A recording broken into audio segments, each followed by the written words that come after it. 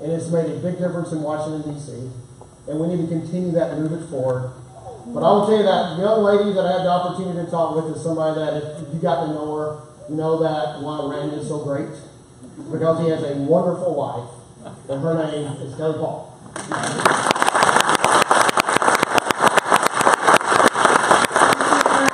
Thank you all. It's so great to be here. Can everybody hear me? I'm not sure if this is tall enough or not, but it's great to be here. I can't tell you how much it means to me and to Rand when you are working hard and you're in a campaign to show up somewhere and see so many people out supporting you and giving you their energy and their friendship and, most important, your prayers. So many of you have told me that you keep us in prayer, and we are truly, truly grateful for all of the friends and supporters that we have. So thank you again. I know if you're here today, you, like me, are just incredibly proud of the way that Rand has represented us in the United States Senate.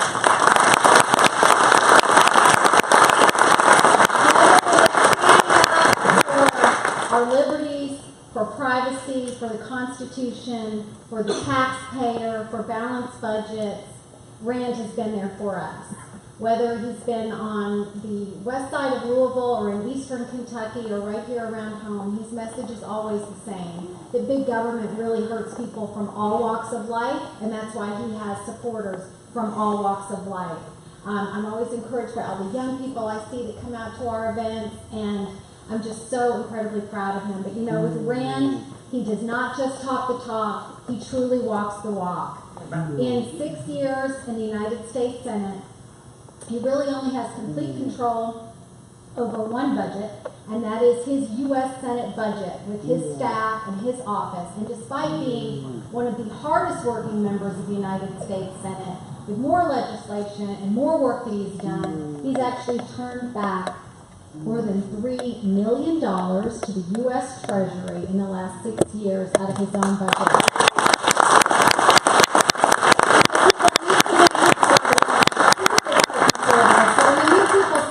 Like, oh, you can't even cut 1% in government, or you can't cut 5%. With Rand Paul has proven that you truly can if you want to make a difference and if you really believe in what you're talking about. He's got incredible energy. That's evidenced by all the work that he's done in the last 6 years. His first love is still eye surgery as a doctor, and even though he's not officially in practice anymore and can't be, he still does pro bono surgery because he loves it and because that's truly where his heart is, and he believes more than anything else that we all have a God-given talent and ability, and if we put our mind to it, we can give back, and that's why it's so important to him to still go around the state and do surgery, and also around the world. He's been to Haiti and he's been to Guatemala even after being elected as our senator on medical mission trips with other doctors to give back. So I'm just incredibly proud of him, and I know you are too. We just celebrated our 26th wedding anniversary about a week ago. And he's a great father and a great husband, so please join me in welcoming my husband and your awesome U.S. Senator, Rand Paul.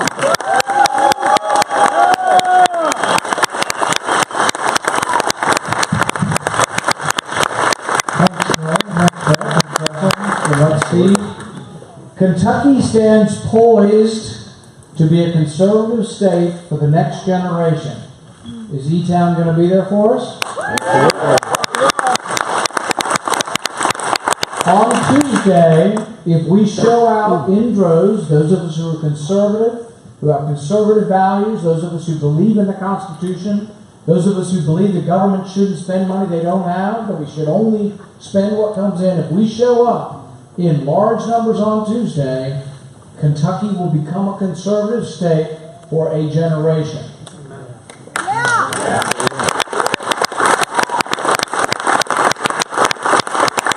What it takes to do that is really from top to bottom.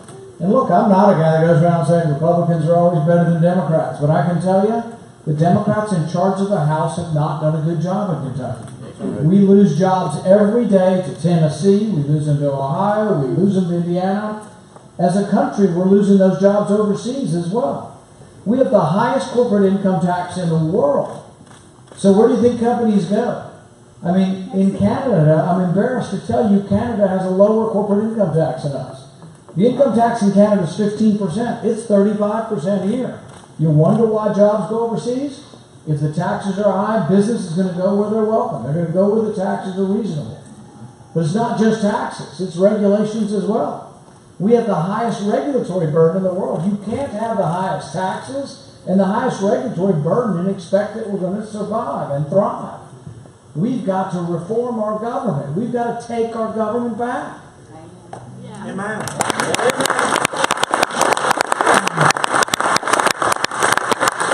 There is a clear choice on the ballot. One side wants to raise your taxes. They want to punish corporations. They think somehow we'll get more jobs if we punish corporations. You know who owns the corporations? Firemen, teachers, policemen. Anybody that has any kind of retirement fund owns part of the corporations. We're all interconnected. If we think this is somehow about beating up the boss, that the worker's going to do better if we beat up the boss, punish the boss, and take more money from them, that is a defeatist sort of attitude. That's sort of this belief that it's a shrinking pie, that you need to grab yours while the grabbing's good, but it's not going to ever be enough for everyone. Well, what about the idea that we can grow again? Does anybody remember what it was like under Ronald Reagan? Ronald Reagan didn't come to Elizabethtown and say, let's get the man, let's burn the mansion down. He came and he said in Kentucky and across the United States, he said, let's grow it for everybody. He said, let's lower the taxes on everybody, including the wealthy. He taught the rate was 70% then. He took it to 50. Then he took it to 28. You know what happened? We grew at 7% one year. You know what 7% means? That's like 7 million jobs being created. You know what we're growing at now? About 1%. Man, I don't know about you, but I can't stand 4 or 8 more years of these people. Now,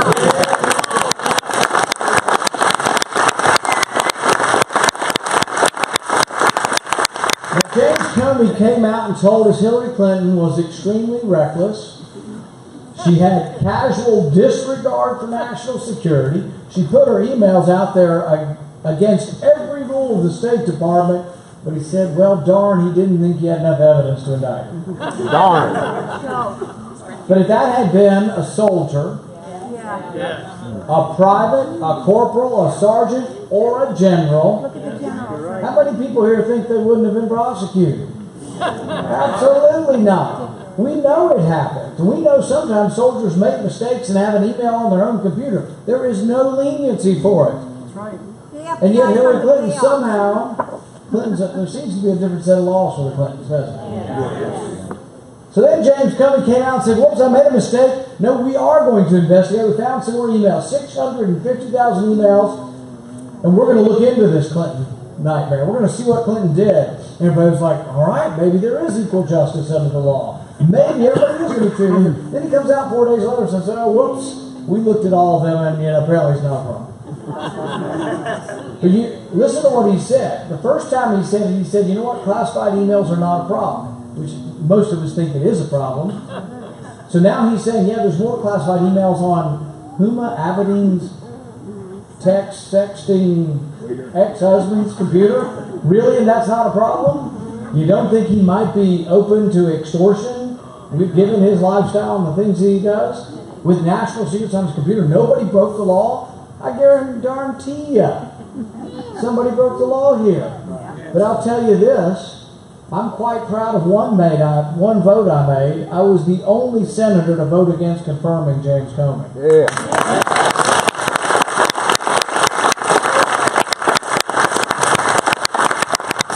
And I promise you this, when the Supreme Court comes out, when we come up to vote on another justice, I'm not voting for any justice that does not believe in and will defend the Constitution.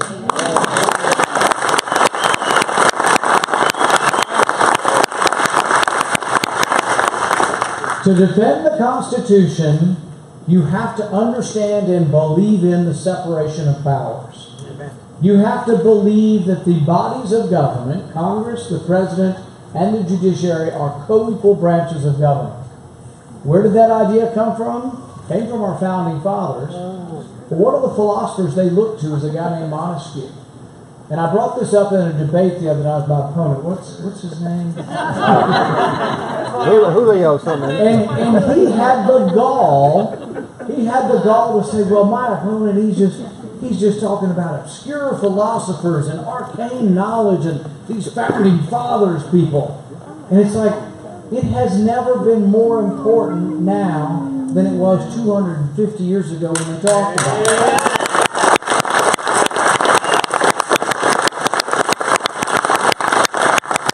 Most of the rules, if you're in business or work for somebody else's business, most of the rules that hamper your everyday life, Brett didn't vote for them, I didn't vote for them, they're not laws.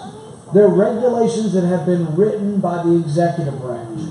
And what Montesquieu wrote, the advice that our founding fathers followed was this.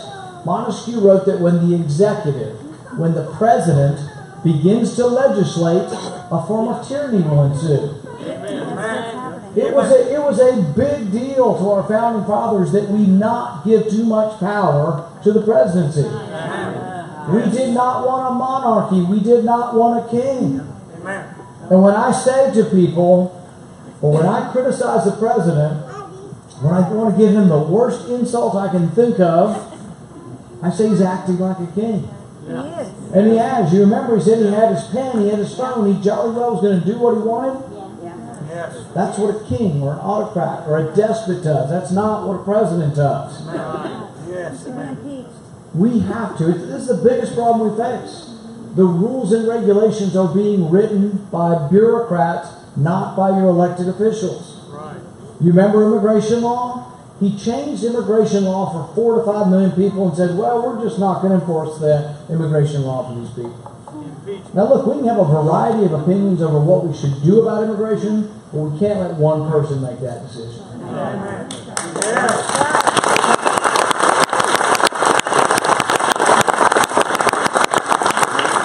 The regulations that have killed the coal industry, Brett and I didn't vote for any of those, and we wouldn't have voted for those, and yet they happened anyway. They've devastated eastern Kentucky. It's come to western Kentucky. And you say, well, I may not be a coal miner. Well, you know what? I'm not either.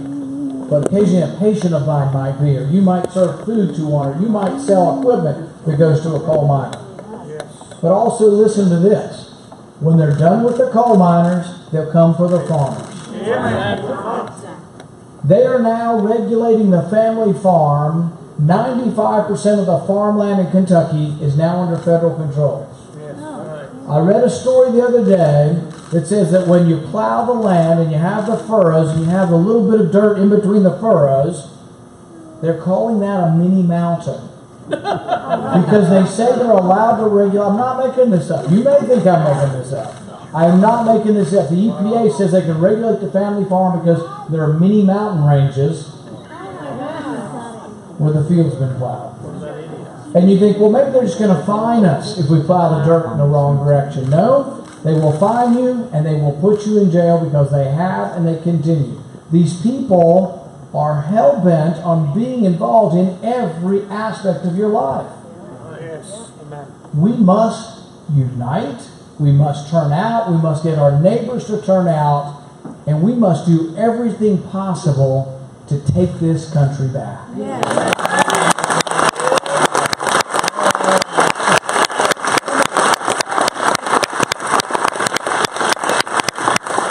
Look, America's the richest, the freest, the most humanitarian country ever in the history of mankind.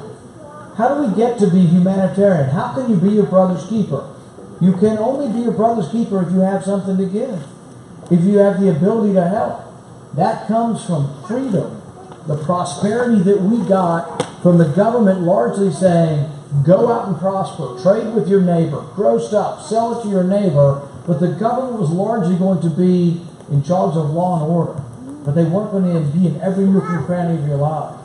If we want to continue to prosper, if we want to continue to be the greatest country on the planet, if we want to continue to be a country that gives away, individually gives away more than most other nations produce, we have to believe in our founding documents, believe in who we are, believe that our rights come from God, and that we will defend them I will continue that way. Thank you for your support.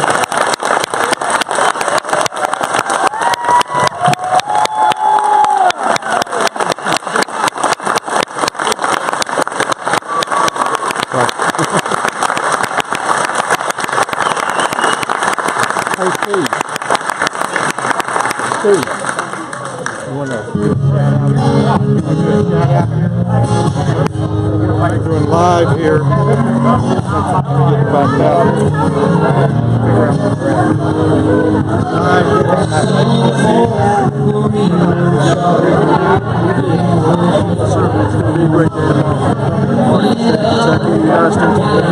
We got a great team working there.